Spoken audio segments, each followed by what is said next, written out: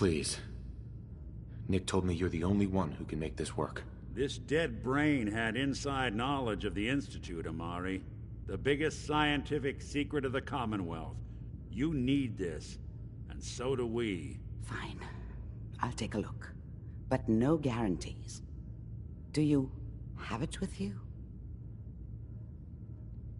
How much of the brain do you need exactly? That is not an encouraging question. I suppose I'll have to make do with whatever you can find. Here's what I could find. What's this? This isn't a brain. This is... Wait, that's the hippocampus. And this thing attached to it? A neural interface? Those circuits look awfully familiar. I'm not surprised. From what I've seen, all Institute technology has a similar architecture. Go on, Doctor. Mr. Valentine is an older generation synth. But Institute technology being what it is, the brain implant could fit him. But that's an incredible risk to take. We're talking about wiring something to his brain. Don't worry about me, Amari. I'm well past the warranty date anyway.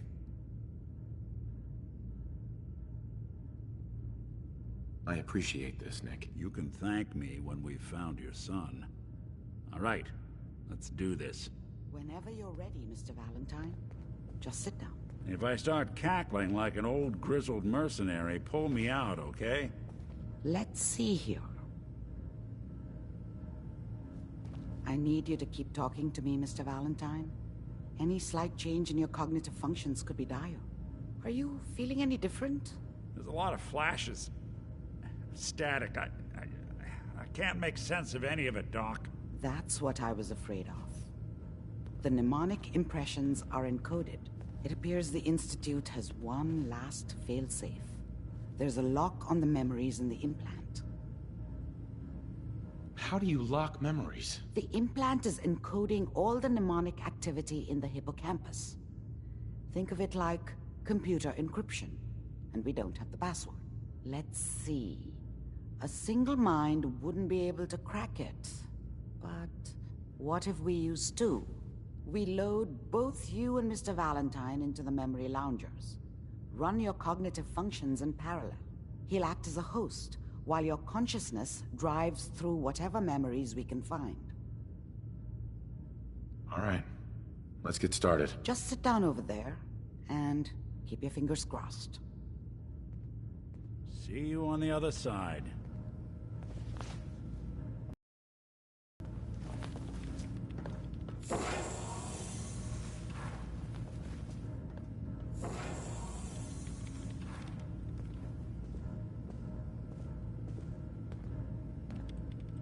Initiating brainwave migration between the transplant and the host. Mnemonic activity coming from the transplant. It's degenerated, but it's there. We're going to load you into the strongest memories we can find. They might not be stable. Just hold on.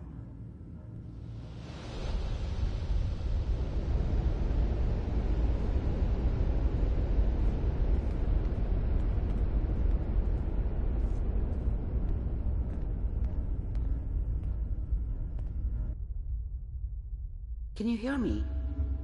Ah, good. The simulation appears to be working, although the memories are quite fragmentary. I'll try to step you through the intact memories and hope we find one that gives us some clue to the Institute's location.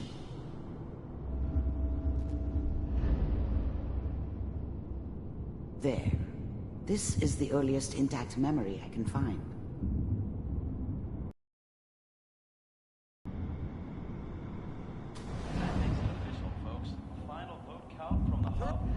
Mom knew how it was. She wasn't soft, but she loved me in her way. And she protected me from Dad. Remember, that cost her more than a few beatings. Memories as Kellogg. I never knew what happened to her after I left. I didn't want to know. Not then. People always hoping for something better. They usually end up with something worse. Goddamn radio! was such a dummy back then. What did I know about how the world worked? I think now she wanted me to kill him. I should have. Instead, I ended up running away. I told myself I wanted to find somewhere out from under the thumb of the NCR and all their rules. But really, I was running from the guilt of not protecting her from Dad. Yeah, it doesn't matter now, though. Dad was either drunk or not around. I guess he must have run with one of the raider gangs, but I never really knew what he did. Don't know why Mom was with him. Maybe at some point in his life he wasn't a complete asshole.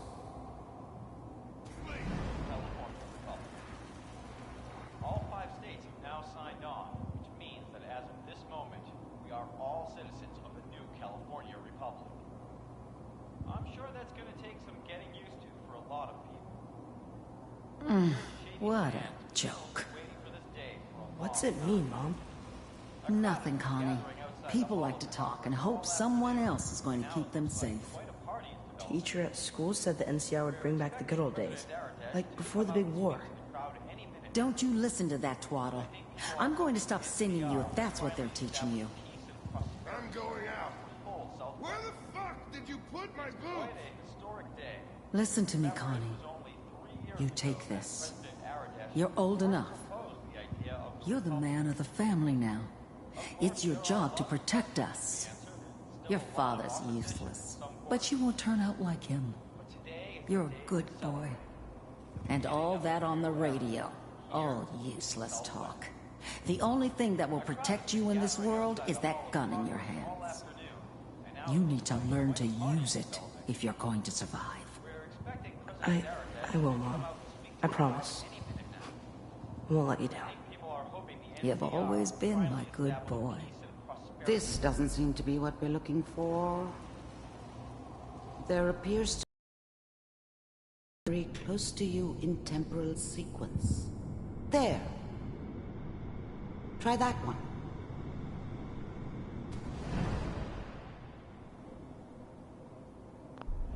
The thing about happiness is you only know you had it when it's gone. I mean, you may think to yourself that you're happy, but you don't really believe it. Focus on that petty bullshit or next job or whatever. It's only looking back, by comparison with what comes after, that you really understand that's what happiness felt like. It's gonna be... I was the worst thing that ever happened to her. If she'd never met me, she'd have stayed in the hub, maybe hooked up with someone who didn't kill people for a living. Probably been happier than she was with me. Almost certainly lived longer. Be fine. You'll see. But we don't know anybody. Whatever made me think that a guy like me should have a daughter? No, I never deserved her. Not for 1 second. And now, with the baby? Come on, Sarah, you've got to give it a chance. I thought San Francisco was my chance to start fresh. I was the hot shit, the gunslinger from the hub, rolling into town with the world at my feet. Everybody knew I was the one who'd shot Valdez. I could write my own ticket to any outfit in town. It all worked out pretty damn well. For a while. I finally got steady work with a good outfit. Nothing like that in the NCR these days. No, I'm not saying this was a mistake. I'm just... Are you sure these guys know what they're doing? They seem kinda green. I know. But that's where I come in. Just wait. In a few years, I'll be running my own crew. As soon as I make the connections I need. Then I can give you anything you want. And little Mary, too. I never worried about you before. Must be my mama instincts kicking in. Who knew I had those, huh? Come on, you're great with her. And you don't need to worry about me. Most of it's just running security for the she. A lot of standing around looking tough. Well, they sure picked the right person for that job. Listen, it's gonna be great here. See this? This is what's gonna keep you and Mary safe. I promise. I know, Connie. I'm sure we're gonna be really happy here. We are. You'll see. That's okay. I got her. Let's keep looking. I'll connect you to the next intact memory.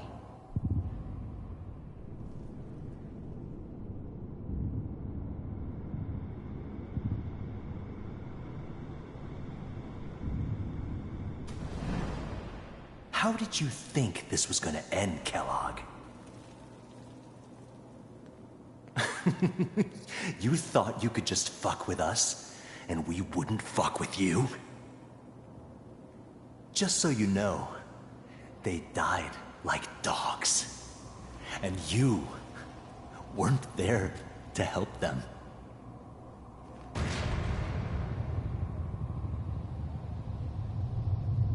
I found another memory to try. I'll connect you.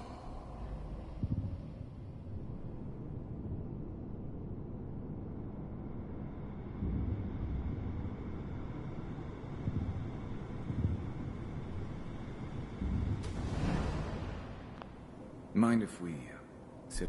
There was always a job for someone like me. There's always someone who wanted someone else dead. Sometimes just roughed up, but dead was usually what they wanted. Sometimes they thought they could cheat me. That was usually only when I first arrived somewhere. Didn't matter to me. They just took it as part of the job. Little extra thrown in for free. I always got paid in the end. One way or another. I don't remember much from that time. It all kinda blends together. There was almost always a bar, though. That's universal. I didn't care where I was going. Ended up mostly wandering east. Getting as far away from San Francisco as I could, maybe. Get yourself.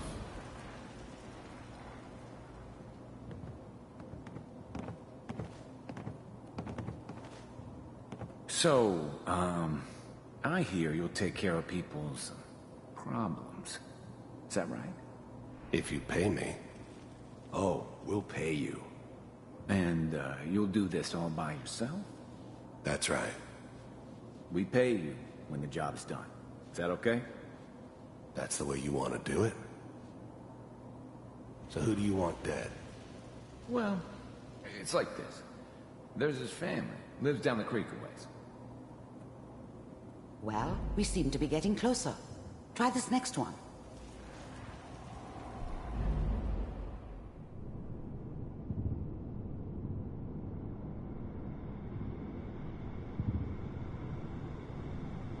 Mr. Kellogg, I'm glad you decided to meet with me. I finally ended up in the Commonwealth. I kinda ran out of road. Plus, I'd come to terms with life. I wasn't gonna be stupid enough to get mixed up with caring about other people again. It was just me against the world. And the world had it coming. So, you heard all sorts of rumors about the Institute. But I figured they were just a convenient boogeyman for anything bad that ever happened. They were real, all right. They didn't know anything about operating on the surface. Relied on their synths for everything. They had the resources I needed, and I had the expertise they needed. Turned into a permanent arrangement. Suited me just fine. But with the Institute, the first synths weren't all that impressive. I'm good, but I'm not that good. But the Institute could always make more. and kept making them better each time. They still give me the creeps, but you have to get used to them if you want to work with the Institute. I wanted to see for myself if you really existed. We do, as you can see. What do you want? It's come to my attention that you've been rather disruptive of our operations lately. This must stop. I do what people pay me to do. If that's a problem for you, I could see only one way out. And what's that, Mr. Kellogg? If I'm working for you, there's no more problem. From what I hear, you can afford me. I don't think you fully understand the situation you're in. I think I do. Very well. B-748, initiate.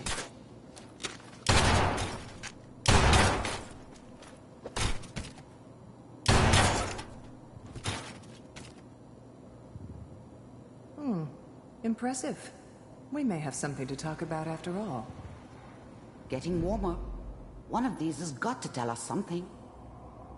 We're running out of brain here. There's one that looks mostly intact. Connecting now. Manual override initiated. Cryogenic stasis. I was now the Institute's main operator in the Commonwealth. If they needed something done, they came to me. It wasn't usual for anybody from the Institute to come along on a mission, so this one stood out. I didn't know then who it was we were grabbing from the vault. Of course, neither did they. Not really.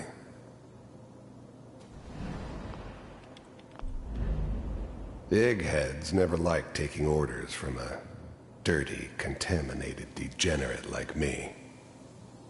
But they needed me, and I made sure they knew it. Vault computers are still... Even then, I knew it was a mistake leaving him alive. I understood that kind of revenge. No one better. But I was cocky enough to assume I could handle some soft, pre-war vault dweller, even if he somehow got thawed out. At least I know those Institute bastards will soon get what's coming to them, too. If he could take me out, they won't be able to hide from him for long. That's good. I'm glad I didn't have to kill the kid. I'm not saying I haven't done it, but, I never like to. And yeah, I guess it did remind me of, her.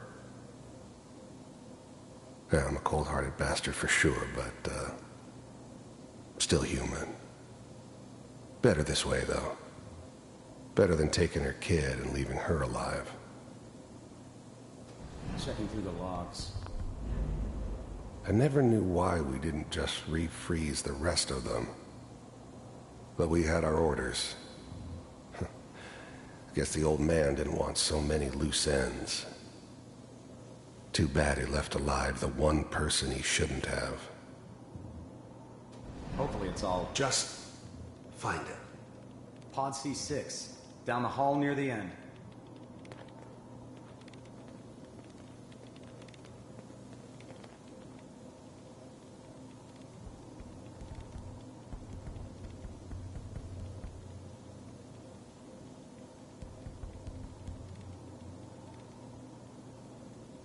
This is the one. Here. Open it.